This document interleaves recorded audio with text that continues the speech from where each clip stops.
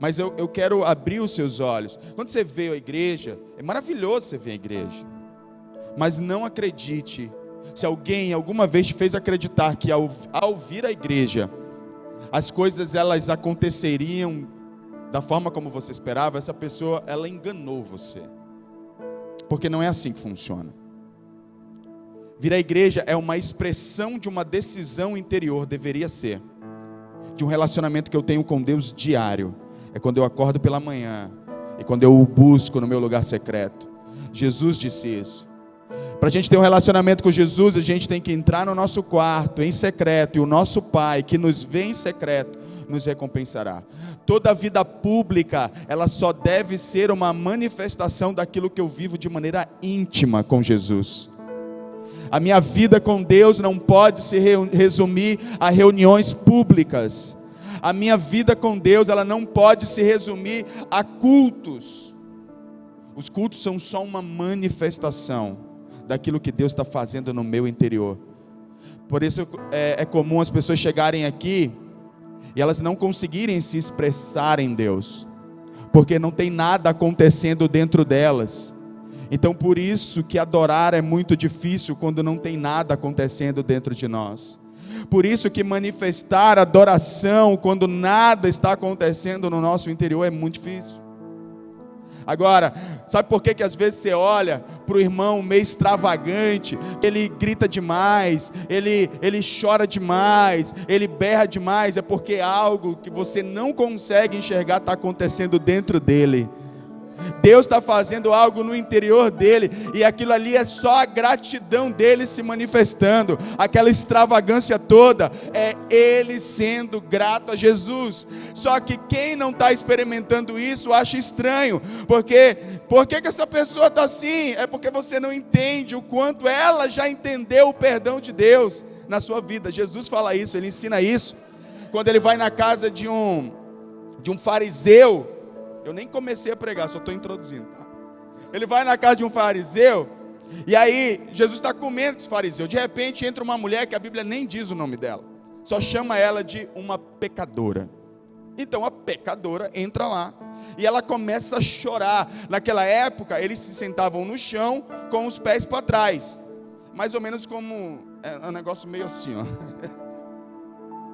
E Jesus estava sentado assim nessa posição. Então ela chegou por trás de Jesus, começou a lavar os pés de Jesus com as suas lágrimas, e começou a enxugar os pés de Jesus com os seus cabelos.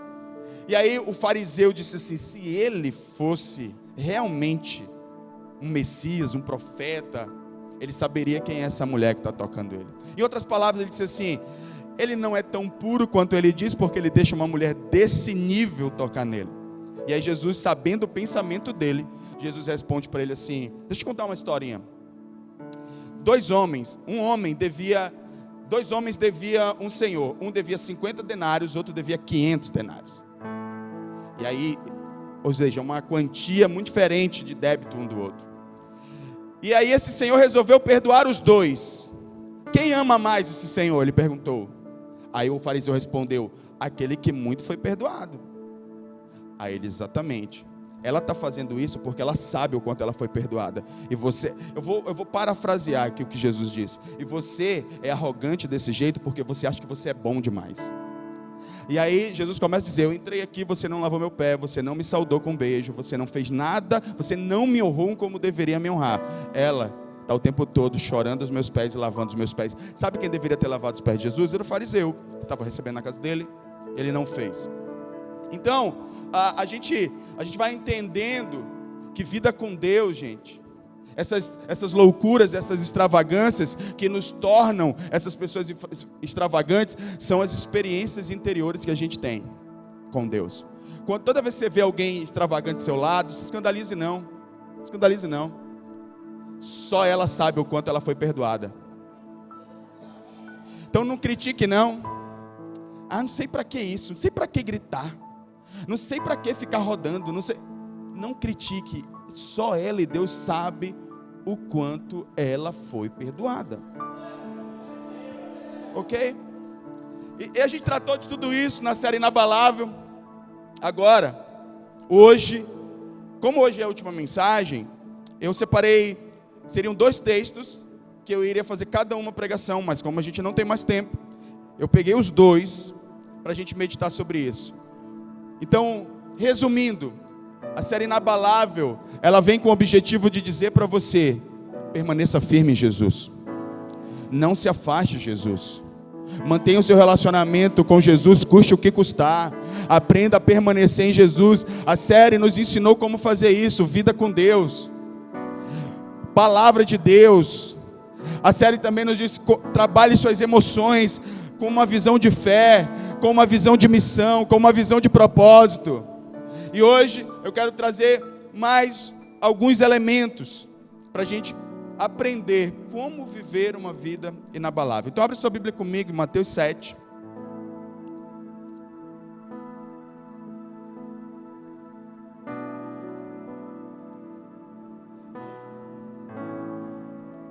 Nós vamos ler do versículo 24 até o versículo 27.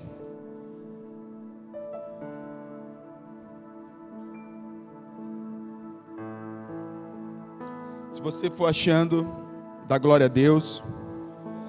Aleluia. Diz assim o texto. Para quem está sem Bíblia, se acompanha aí pelo Data Show. Portanto, quem ouve essas minhas palavras e as pratica, é como um homem prudente, que construiu a sua casa sobre a rocha. Caiu a chuva, transbordaram os rios, sopraram os ventos, e deram contra aquela casa, e ela não caiu, porque tinha seus alicerces na rocha. Mas quem ouve essas minhas palavras e não as pratica, é como um insensato, que construiu a sua casa sobre areia. Caiu a chuva, transbordaram os rios, sopraram os ventos e deram contra aquela casa, e ela caiu, e foi grande a sua queda. Feche os olhos rapidinho, já que lemos o texto. Vamos pedir que o Espírito Santo só fale os nossos corações. Pai, o Senhor pode falar com a gente, quebrar a dureza do nosso coração, fazer com que sua palavra penetre, Senhor, no mais profundo do nosso íntimo, fazendo com que a gente entenda qual é o seu propósito para nós. Em nome de Jesus, amém. Esse texto nos mostra dois tipos de pessoas: uma pessoa inabalável e uma outra pessoa abalável. Uma pessoa que ela resistiu às circunstâncias da vida e permaneceu de pé. Inabalável na Bíblia, um dos sentidos dessa palavra é permanecer de pé, é continuar firme. E aqui nós temos uma casa que permaneceu de pé e temos outra que caiu. E a gente percebe nessas duas pessoas que elas têm algumas coisas em comum e algumas que se diferem. Basicamente, o que se difere é o alicerce dessas casas. Um alicerçou a sua casa em Jesus, que ele chama de rocha. O outro alicerçou sua vida na areia, que nós podemos dizer que são nossas vontades, que são os nossos desejos, as nossas crenças pessoais. É a gente governando nossa vida. E aí, só que essas pessoas, elas têm algumas coisas em comum que nos ensina muita coisa, que vai inclusive corroborar, vai colaborar com aquilo que eu acabei de falar aqui. Por exemplo, o que essas duas pessoas têm em comum? Nós estamos falando de uma pessoa inabalável, uma pessoa que é capaz de permanecer firme diante das circunstâncias difíceis da vida, e nós estamos falando de outra pessoa que ela caiu. A provação era exatamente a mesma para ambas, só que o resultado de uma é diferente do resultado da outra. Enquanto uma permanece de pé, a outra cai. Você já parou para pensar por que tem tribulações que o seu irmão passa, que às vezes são piores que a sua, mas os resultados da sua vida são diferentes? Por que ele suporta e você não? Qual o segredo dele? Ele é mais espiritual que você? Não sei. Não no sentido de superioridade, acredito que não. Ou ele tem condições de ser mais espiritual, ele é algum tipo de escolhido, que ele tem uma capacidade maior que a sua, não, porque a graça de Deus é para todo mundo. Porque ele morreu por todos, e a oportunidade da graça, ela é igual para todos nós que estamos aqui. Então a questão é, como a gente lida com isso? Qual é o fundamento da nossa vida? Quais são as bases da nossa vida?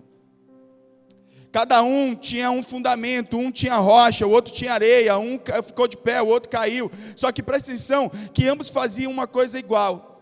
Os dois ouviam as palavras de Deus. A primeira lição que a gente tira é que você vir aqui na igreja ouvir a palavra de Deus não torna você inabalável. Você pode participar de todas as atividades da igreja, você pode participar das células, dos discipulados, das orações. Não importa o quanto está entrando de palavra. O que importa é o quanto está saindo de palavra por atitudes. É isso que conta. Porque tanto um quanto o outro ouvem as palavras. Está escrito aqui, nós lemos juntos. Né? Não foi isso que a gente leu? Olha só, o versículo 24. Portanto, quem ouve essas minhas palavras e as pratica. No versículo 26, mas quem ouve essas minhas palavras e não as pratica, ou seja, ouvir, não muda a nossa vida. Então você pode ter vindo aqui ao culto hoje ouvir, mas eu quero dizer que esta prática de ouvir não vai mudar a sua vida. A não ser que, ao ouvir, você deixe que essa palavra penetre no seu coração de maneira tão profunda que te impulsione à prática.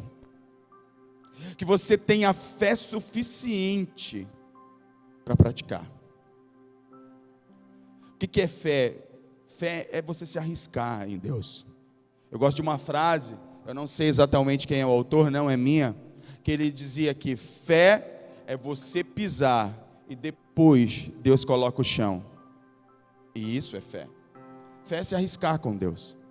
Fé é você ouvir algo aqui que para você é um absurdo ou que exige alguma coisa de você e que é muito difícil para você, mas por fé você vai obedecer, você vai se propor a praticar, porque você está crendo que aquele que falou é digno de confiança e por isso você vai praticar.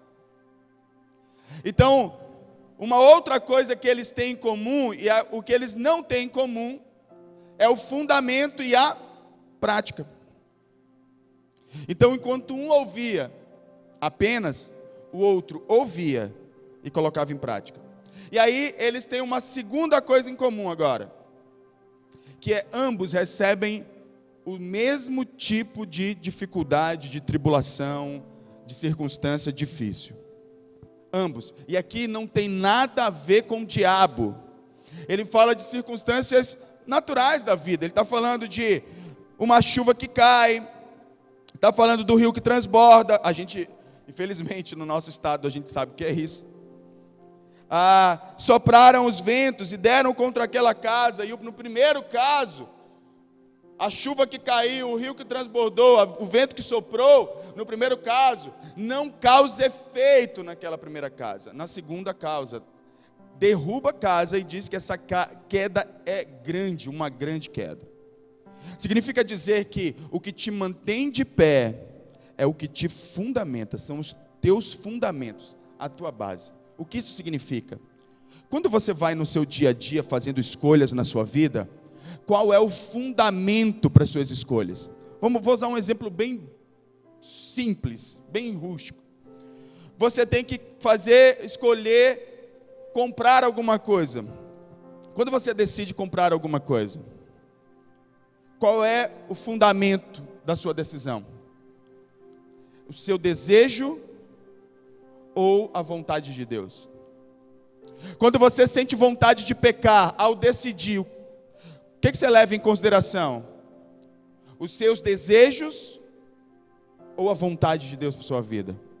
Isso são fundamentos.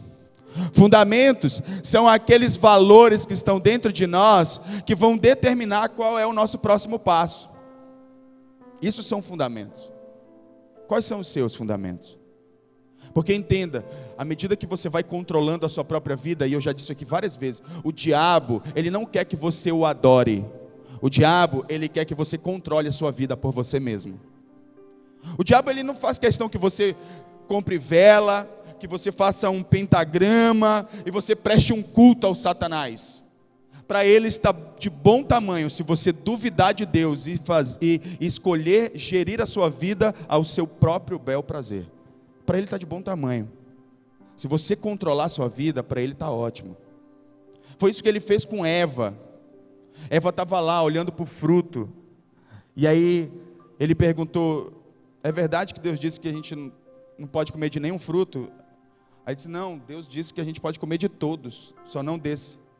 Mas Eva, aí ele disse assim: não é verdade não, se a gente comer desse fruto a gente vai morrer. Eva falou, e Satanás disse: não é verdade não, se você comer você vai ser igual a Deus. O que Satanás fez? Ele colocou uma dúvida. Quando ele colocou uma dúvida no coração da Eva, os olhos dela mudaram em relação àquele fruto. Ela foi lá, assumiu o controle da sua vida, comeu do fruto e fez a mesma coisa com Adão. E Satanás se deu por satisfeito ali, porque ali começa então a história da humanidade, e a gente está aqui até hoje. Jesus tem que vir, morrer e nos redimir desse processo, onde nós somos senhores da nossa vida, deixando o Senhor Jesus de lado. Então pare de controlar a sua vida, que os fundamentos da sua vida não sejam suas escolhas, nem seus desejos, nem seus prazeres, seja Jesus Cristo. Para isso acontecer, por que muitas vezes você não dá o controle da sua vida para Jesus? Porque você acha que você é bom para gerir a sua vida. Mas deixa eu te perguntar, se você fosse bom para gerir a sua vida, para administrar a sua vida, por que ela está um caos assim? Se você é tão bom, se as suas escolhas são tão boas, por que seu casamento está desse jeito? Por que sua vida financeira está desse jeito? Por que seus filhos estão desse jeito? Porque nós não somos bons. E sabe o que é entregar a vida para Jesus? É dizer: Deus, eu não sou competente para administrar a minha vida, mas eu sei que o Senhor é, pega ela para o Senhor. Aí você entrega ela. Isso é entregar a vida a Jesus. Agora, se para você, para o seu ego é doloroso demais admitir que você não é bom o suficiente para gerir sua vida, você não vai conseguir entregar a sua vida para Jesus. Você sabe por que eu prego a palavra? Você sabe por que eu entreguei minha vida para Jesus há mais ou menos 20 anos atrás? Eu era um jovem, de 16 para 17 anos. Porque eu disse para o Senhor: Senhor, eu não sou bom em administrar minha vida. Eu sou bom em destruir com a minha vida. E tornei Jesus o fundamento da minha história. E eu estou aqui pregando para vocês. Está ali minha esposa, tem um casamento maravilhoso. Minhas filhas estão crescendo no caminho do Senhor. Nós temos dificuldades como qualquer família, mas a graça de Deus está sobre nós dia após dia, após dia, após dia, andando de glória em glória, de vitória em vitória, porque o Senhor é bom e a sua misericórdia dura para sempre. Fazer Jesus o fundamento da sua vida requer humildade, requer humilhação, porque antes do Evangelho ele te restaurar, ele precisa te humilhar. Ele precisa olhar, você precisa olhar nos olhos de Jesus e ouvir Jesus dizendo: você não é bom para administrar a sua vida. E ele fazendo um convite: mas eu sou, vinde a mim todos vós que estáis cansados e sobrecarregados, e eu vos aliviarei. Você precisa abrir mão do orgulho, da soberba, e abrir o seu coração, assim, e a partir daí construir a sua vida no fundamento que é Jesus, para que daqui a 2 meses, 3 meses, 1 ano, 10 anos, você continue firme nos caminhos do Senhor, continue crescendo nele, continue cumprindo o propósito na presença dele. Esse é o chamado de Deus para nós. Portanto, essa primeira parte, a minha pergunta para você é: qual o fundamento da sua vida? Quais são os valores e os princípios pelos quais você toma a decisão? É por Jesus? É a palavra de Deus? Ou são simplesmente os seus desejos e as suas vontades? Se nós queremos ser inabaláveis como este primeiro homem prudente, ouça o que Deus está falando nessa noite. abra o seu coração e comece a praticar aquilo que você está ouvindo.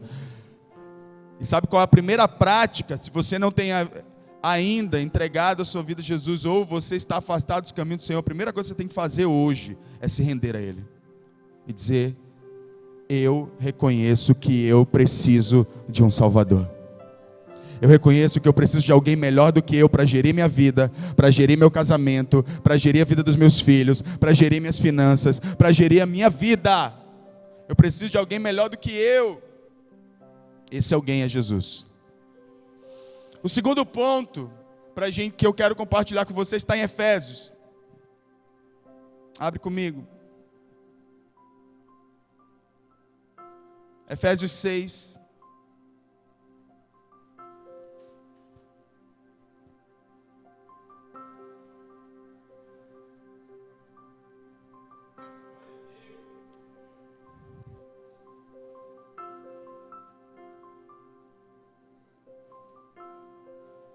Vamos ler até desde o versículo 10.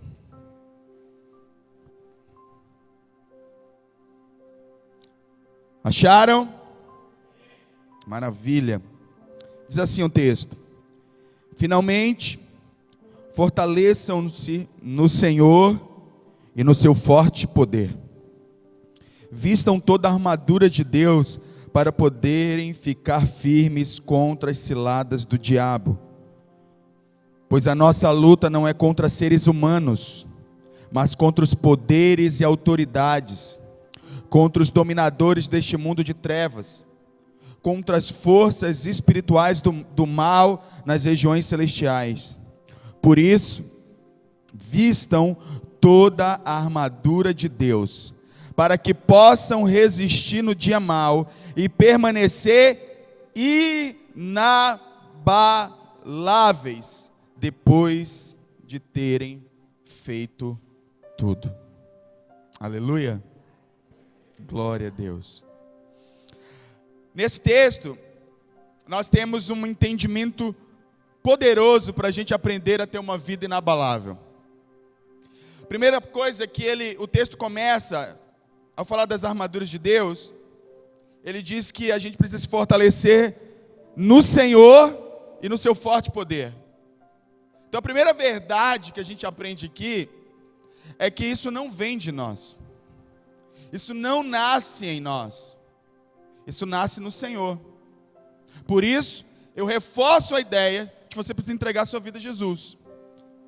Porque você não vai conseguir produzir resultados espirituais por si só. Você não vai conseguir mudar circunstâncias na sua vida na força do seu braço. Você vai mudar isso a partir do momento que você confiar isso a quem tem poder para fazer. E ele deixa claro que a gente deve se fortalecer no Senhor e no seu forte poder. Deus é poderoso, Ele é perfeito, Ele é glorioso, Ele é magnífico, Ele tem todo o poder. Então Ele pode fazer aquilo que você há muito tempo talvez venha tentando fazer. Há quanto tempo você vem tentando se libertar desse pecado que te escraviza? Há muito tempo, né? Só que, se você parar para pensar, todas as vezes que você fez isso da maneira que você achava que tinha que fazer. Quantas vezes você submeteu integralmente às Escrituras? Gente, você não tem ideia de como as Escrituras são funcionais. Elas são reais. Ela é poderosa. Ela é transformadora. Por isso que todo fortalecimento nasce no Senhor. Porque Ele é a fonte de todo poder para vencer o pecado, para vencer as tribulações, para vencer tudo na vida. Amém? Aí ele continua para a gente se vestir da armadura de Deus, para que a gente possa ficar firme contra as ciladas do diabo. E aí o versículo 12 ele dá uma das mais poderosas chaves para a gente ser inabalável. Cadê a imagem, gente? Para a gente ser inabalável na nossa vida. Versículo 12. Que ele diz: pois a nossa luta não é contra seres humanos. Se você guardar essa verdade no seu coração, sua vida nunca mais vai ser a mesma. Nunca mais. Porque a grande verdade é que, para pensar, gente, por que você abandona a sua família, por exemplo. Por que pessoas que estão aqui estão sendo tentadas, ou foram tentadas, ou passaram por isso de abandonar a sua família? Por que a gente é tentado a abandonar as pessoas que tocam na nós, que falam a verdade para a gente? Por que a gente muitas vezes é forçado ou levado, forçado não, a gente é tentado a abandonar nossa igreja, nosso ministério, aquilo que Deus deu para nós? Porque normalmente a gente está andando no plano do humano, e a gente está sempre se ofendendo com tudo que acontece nesse nível humano. E aí Paulo nos dá então uma grande chave: aprenda que tudo que existe neste mundo, ele está sendo regido pelo mundo espiritual. E ter essa visão transforma a nossa vida. Por quê? Porque todas as vezes, eu gosto de ver na palavra de Deus, por exemplo, que alguém te ofender é uma coisa, você se sentir ofendido é outra coisa. Quando é que a gente se sente ofendido? Quando a gente não tem uma visão espiritual. Quando é que a gente para de se sentir ofendido? Quando a gente passa a ter uma visão espiritual. Por exemplo, Jesus, quando estava sendo pregado na cruz, o que ele disse? Senhor, perdoa-os, porque eles não sabem o que fazem. Por que Jesus foi capaz de perdoá-los enquanto estava sendo cruelmente pregado numa cruz? Porque ele olhava assim: não são eles. Eu sei qual é o movimento espiritual que está acontecendo aqui. Ele conseguia enxergar, ele tinha entendimento. Aí você pode dizer: mas era Jesus, então eu vou falar do outro cara, vou falar de Estevão. Estevão estava sendo apedrejado, e ele disse: Senhor, não impute culpa a essas pessoas que me apedrejam agora. Como é que um cara está sendo apedrejado e está dizendo: Senhor, não os puna, não os castigue, não revide isso aqui, eles não sabem o que eles estão fazendo, eles não têm entendimento do que estão fazendo? Porque ele saiu do plano humano e ele entrou no plano espiritual. Quantos estão entendendo o que eu estou dizendo? Eles pararam de olhar para pessoas e eles começaram a entender que existe um campo espiritual e que esse campo espiritual tem influência sobre o nosso cotidiano. Então, a partir do momento que você entende isso, quando alguém te ofender, você não vai mais olhar para a pessoa, você vai olhar para o que está atrás dela. Você vai entender. Isso torna a gente inabalável. Sabe por quê? Sabe por que a gente é abalável? Porque a gente se ofende com tudo. Com tudo a gente se ofende. A maioria das pessoas são facilmente ofendidas. Aí saem da igreja porque se sentiram ofendidas com o que o pastor falou. Ficam com raiva dos seus líderes porque eles não podem, se as coisas não forem do jeito dele ou do jeito dela, não serve. As pessoas se ofendem com tudo. Abandonam suas famílias porque se sentem ofendidos. Então, qual é o segredo espiritual para eu parar de me sentir ofendido? Para de olhar para as pessoas. Para de olhar simplesmente nesse campo humano. E comece a olhar o que vem por trás, o que está por trás de tudo isso. Isso vai dar a você a condição que você precisa, para que você então possa dar a resposta adequada para as circunstâncias da sua vida. E eu quero te propor uma reflexão agora. Quem está te ofendendo hoje? Quem está te ofendendo hoje? Seu cônjuge? Seus filhos? Seu vizinho? Quem está te ofendendo hoje? Quem está testando a tua fé?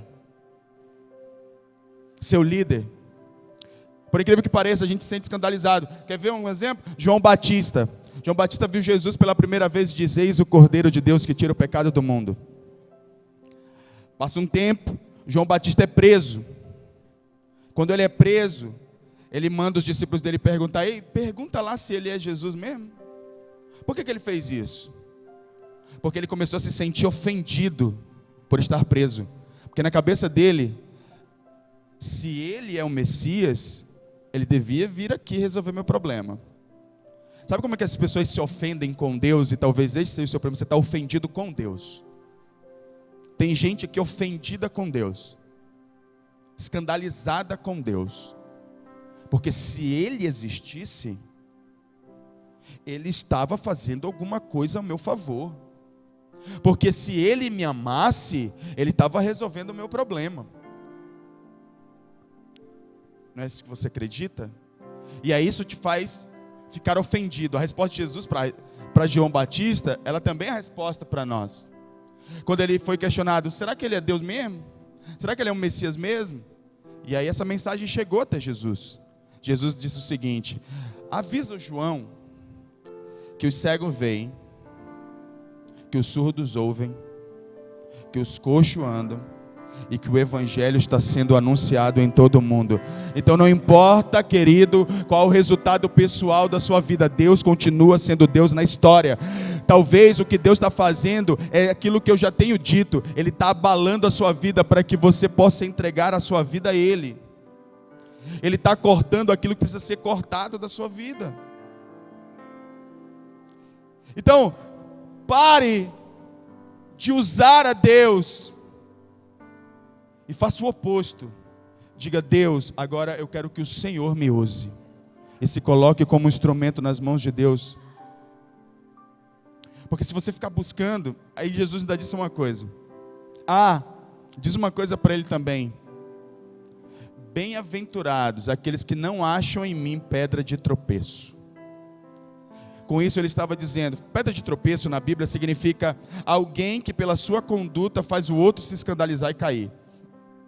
Jesus está dizendo, bem-aventurado é aquele que não tem expectativas irreais ao meu respeito. E não cai por causa dessas expectativas irreais. Nem sempre Jesus vai fazer o que você quer, mas Ele sempre vai fazer o que você precisa. Sempre. E talvez o que você precise hoje é de arrependimento, humilhação, quebrantamento. Ouvir e praticar a palavra de Deus. Talvez você não precise da solução dos seus problemas, pelo contrário. Para algumas pessoas, Deus dá a solução dos problemas hoje é o mesmo que dar a você a sua carta de saída da presença de Deus. Porque uma vez que alcança o que se quer, não tem mais por que voltar. Jesus quer que você o conheça e se torne alguém inabalável. Para isso, você precisa ter uma visão espiritual das coisas. Então, se Deus está te ofendendo, e se é Deus quem está te ofendendo hoje, quem está te escandalizando, eu quero convidar você a abrir os seus olhos espirituais e ver que Ele está cuidando de você. Todas as coisas cooperam para o bem daqueles que amam a Deus. Não importa qual é a circunstância. Não importa quão difícil ela está sendo. O profeta disse, ainda que a figueira não floresça, ainda que não haja fruto na vide, ainda que todo o celeiro não esteja cheio, enfim, ele começa a descrever uma série de coisas que não aconteceria, para dizer no final, ainda assim eu me alegrarei no Senhor. É alguém que, oposto do João Batista, ele não depende de resultados para servir a Deus. Ele serve Jesus por quem Ele é. Pessoas inabaláveis são assim. Elas têm visão espiritual. Elas não estão servindo a Jesus por o que elas podem obter aqui na terra. Elas estão servindo a Jesus por aquilo que Jesus está fazendo dentro delas. O que você precisa é que Jesus transforme você dentro de você, para depois Ele transformar aquilo que está ao seu redor. Então nessa noite, ceda ao Espírito Santo. Abra o seu coração. Vença o orgulho. Se humilhe na presença de Deus. E deixe que Jesus transforme a sua vida. Para finalizar, nesse mesmo texto, no versículo, a partir do versículo o 13, eu vou ler o 13, porque por isso vistam toda a armadura de Deus, para que possam resistir no dia mal e permanecer inabaláveis depois de terem feito tudo. 14, assim mantenham-se firmes, cingindo-se com a verdade. Quais são os valores pelos quais você deve andar, que servem de fundamento para que a sua casa esteja firmada na rocha? Cinto da verdade, couraça da justiça. Justiça de Deus não é a nossa justiça. A justiça de Deus é Cristo crucificado. É Cristo vivendo a vida que era para a gente viver, e a gente se entregando a esse Cristo em fé. E aí ele continua: tendo os pés calçados com a prontidão do evangelho da paz. E os pés estão calçados com a sandália do evangelho, porque isso fala de missão. Você precisa ter uma missão na sua vida. Se você quer permanecer inabalável, você precisa de uma missão na sua vida. Nós vamos falar isso a partir do mês que vem. Além disso, use o escudo da fé, com o qual vocês poderão apagar todas as setas inflamadas do maligno. Na época das guerras, as pessoas usavam escudos, e vocês já viram em filmes que eles soltavam flechas com as pontas em chama? Para defender-se disso, eles molhavam os escudos e então empunhavam os escudos, impedindo que as flechas o acertassem e queimassem seus escudos, que eram feitos de madeira. Então, nessa mesma analogia, a maneira com que a gente se defende dos argumentos de Satanás que estão vindo na nossa mente é por meio da fé. Sabe esses argumentos de assim, você não é bom o suficiente, você não tem força para isso, você não vai conseguir, esse negócio não existe, isso é mentira, isso é enganação. Todas essas frases e esses argumentos, eles são o que a Bíblia chama de setas, dardos inflamados do maligno. São mentiras, são sentenças, argumentos do diabo para te manter longe da presença de Deus.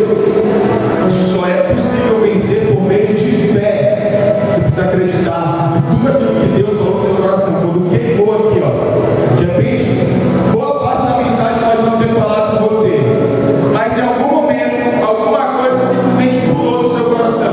Você precisa acreditar que quem fez isso foi o Espírito Santo.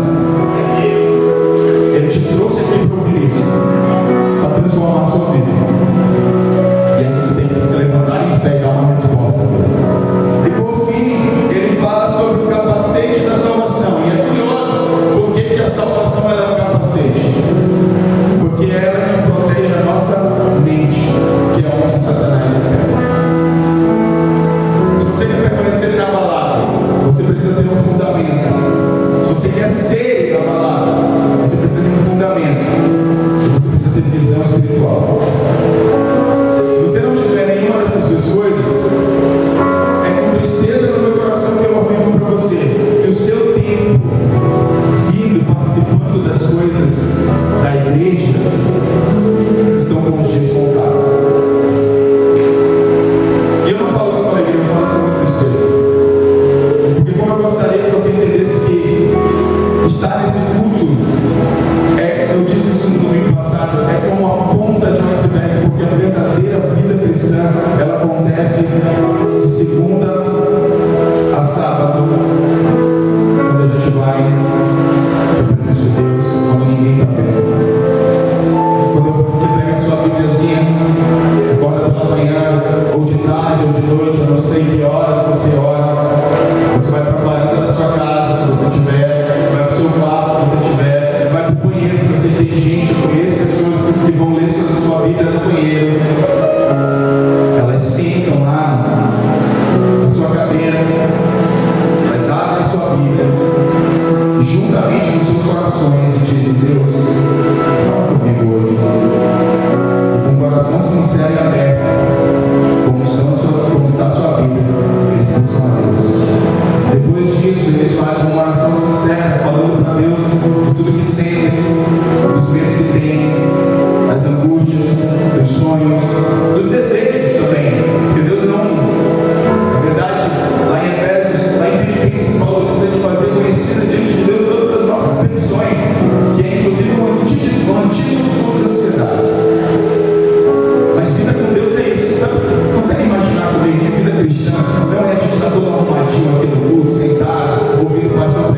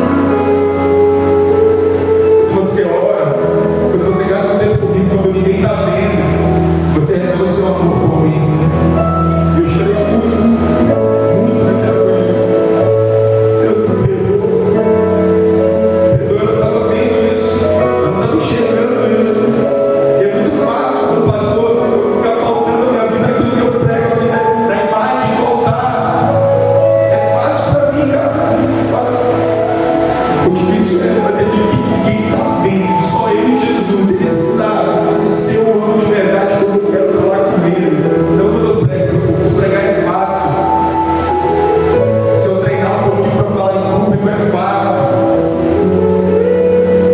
O difícil é todo dia ir lá para a presença dele, se humilhar, abrir o coração, dizer a verdade.